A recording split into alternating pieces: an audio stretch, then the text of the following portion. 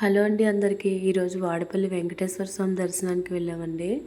అసలు వాడపల్లి వెళ్ళే దారి ఉందో చూసారు, ఎంత బాగుందంటే పామాయిల్ తోట.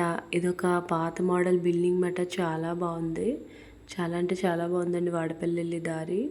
వెంకటేశ్వర స్వామి ఊరేగింపు జరుగుతుందండి. మేము వెళ్ళగానే చాలా బాగుంది. స్వామివారి ఉత్సవం అయితే అసలు ఆ స్వామి భక్తులకే తెలుస్తుందేమో అండి ఆ ఫీలింగ్. నిజంగా అంత బాగుంది.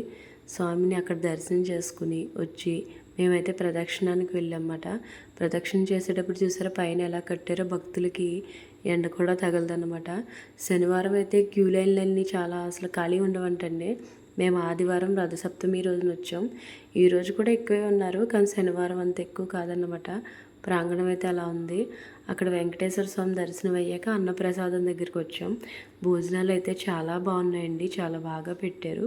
షాపింగ్కి అయితే లోటు లేదు, చాలా ఉన్నాయి. నేనైతే వెంకటేశ్వర స్వామి వారి ప్రతిమ తీసుకున్నానండి. చాలా బాగుంది, నాకు నచ్చింది. స్వచ్ఛమైన మంచినీళ్ళు కూడా ఉన్నాయన్నమాట.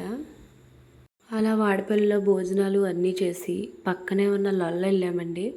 లొల్లలాకులు ఇదే, చాలా బాగుందండి. అసలు వెనకాల బ్యాక్గ్రౌండ్ అయితే అదిరిపోయిందన్నమాట. ఆ లొల్లలాకుల దగ్గరే RX 100 సినిమా తీశారంట. RX 100 కాదు, చాలా సినిమాలు తీస్తారండి. ఎన్నో మొన్న కూడా ఒక షూటింగ్ జరిగింది. చాలా బాగుంటుందండి లొల్లలాకులు. వాడపల్లికి 4 కిలోమీటర్ల దూరంలో ఉన్నట్టుంది ఇది. అవును, 4 కిలోమీటర్లే. ఈ మిడిల్లో ఉంది చూసారా, అక్కడ నడుచుకుంటూ వెళ్ళిపోయేవారు ఇది వరకు.